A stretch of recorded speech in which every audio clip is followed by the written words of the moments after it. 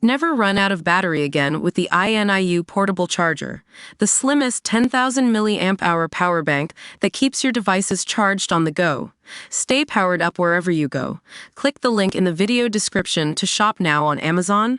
First gaming billionaire outbid Jay-Z, and Beyoncé on a mansion with Minecraft money. Faking stomach aches to stay at home and write code on his dad's mammoth 80s computer. There would be no reason for Marcus Person's mum to think her son was making good use of his time in a world of video game fear-mongering. Little did she know her vain attempts to drag her son out of the house to play football would not deter his passion for gaming, a passion that would earn him billions. In 2014, an ocean or two away from his town of Edsbyn, Sweden, Person would outbid Jay-Z and Beyoncé on a $70 million Beverly Hills mansion fit with a car lift, 8 bedrooms, 15 bathrooms, an infinity pool, a large hot tub, and an 18-seat home theater at the age of 35. It was at this point he also started posting offensive tweets. Read more. Max Verstappen pokes fun at FIA with pointed joke after swearing saga latest. However, the journey to get here was long. Even 5 years before, Person was churning out mobile games for King, of Candy Crush fame, returning home to his dingy Stockholm flat and logging onto gaming forum TikSource after hours to write his own code. It was here that the foundations for Minecraft began to be laid. Since he was a child, Person loved what he called just barely getting lost, according to the BBC's The Good Bad Billionaire podcast, exploring the forests of his neighborhood. Person's dad, Berger, was a full-time railway worker and a really big nerd, according to his son. He brought home a computer when Person was 8, and he quickly started writing code into it, read out from coding magazines by his younger sister Anna. In 1988, his mum moved him to Stockholm after divorcing his dad when he turned to amphetamines and drinking, ending up in jail.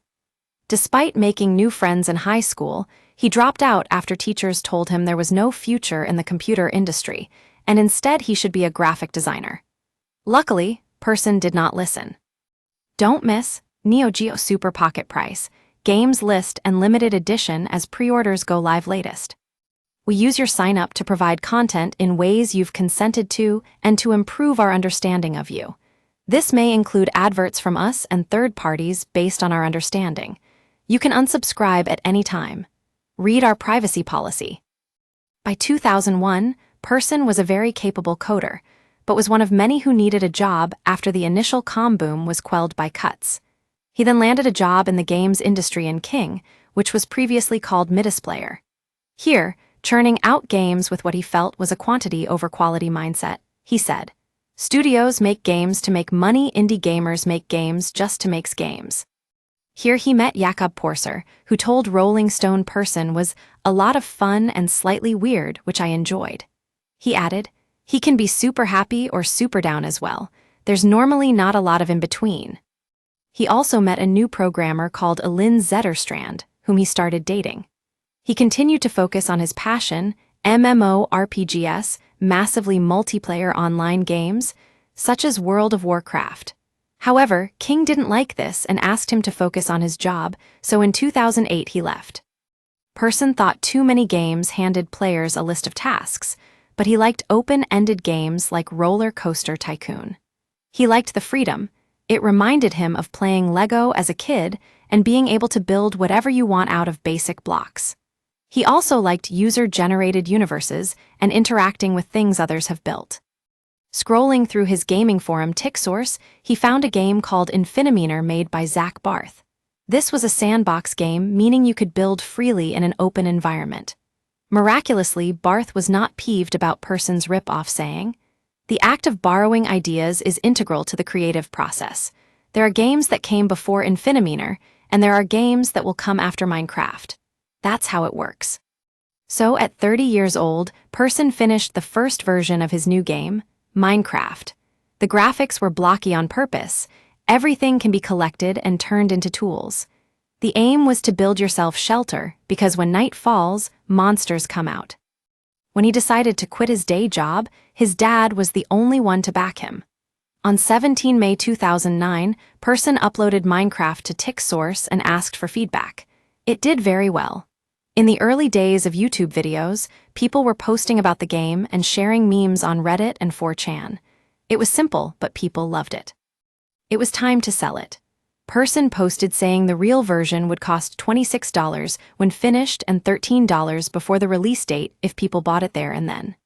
In fact, by July 2010, he was pulling in $5,000 a day on online sales, and he had not spent a single cent on marketing.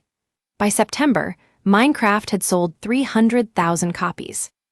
Person had so much money flooding into his PayPal account that they blocked it. By this point, he'd made over $300 million. He then reached out Jakob Porser and asked him to quit his job and help him. Together, they registered a new business as Mahjong JB. By December, Mahjong had hired a small team and worked around the clock to finish Minecraft. By Jan 2011, 1 million copies had sold, and 3 months later this doubled to 2 million. Then he struck a deal with Sony Ericsson to turn Minecraft into a mobile game before signing an Xbox deal. Before long, Person was predicting a $15 million turnover for the year. Marrying Zetterstrand, in 2011, 2 months later Person held his first Minecon, where 4,500 people aged 4 to 77 gathered to show their love for the game. They dressed up in big blocky heads, and the now millionaire even signed a whole baby.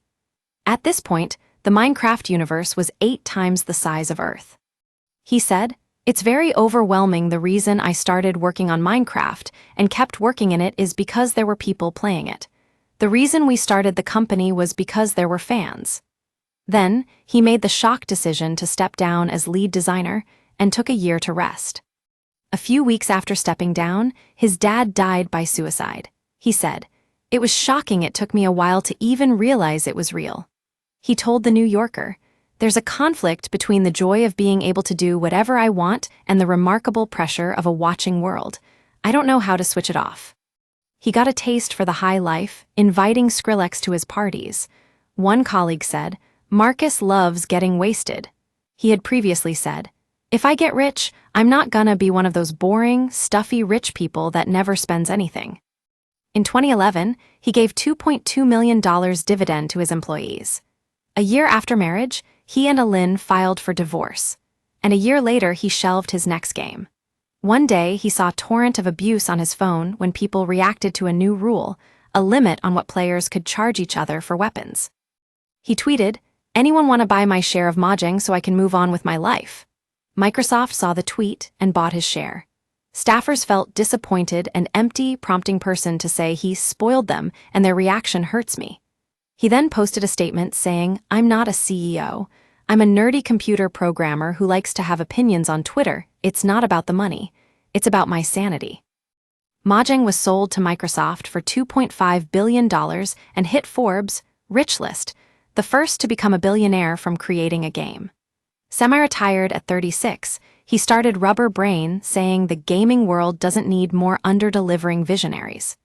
It was at this point he outbid Jay-Z for his $70 million Beverly Hills mansion. He then posted to Twitter saying, "Hanging out in Ibiza with a bunch of friends and partying with famous people, able to do whatever I want, and I've never felt more isolated." Shortly after he posted a follow-up saying, "To people out there with real problems, I'm sorry the whining of a newly wealthy programmer gets more attention than yours. Stay strong." On another X, formerly Twitter, tirade he posted comments, including transphobic statements and comments about a heterosexual Pride Day, saying anyone who opposes it should be shot, and that it's okay to be white. He also endorsed far-right conspiracy theory QAnon in 2019. He didn't officially apologize for these tweets. Microsoft then scrubbed all references to his alter ego Notch from Minecraft. After briefly deleting his X account in 2020, he posted about starting various new projects. He even said he was excited about the new Minecraft film, saying, "For a movie about a game with literally zero plot, it looks surprisingly fun." He now owns the most expensive apartment in Stockholm that he bought for $2.6 million. He also bought a rare effects twin vinyl, caustic window, for $46,000. If you're struggling and need to talk, the Samaritans operate a free helpline open 24/7 on 116-123. Alternatively, you can email Joe at Samaritans. or visit their site to find your local branch.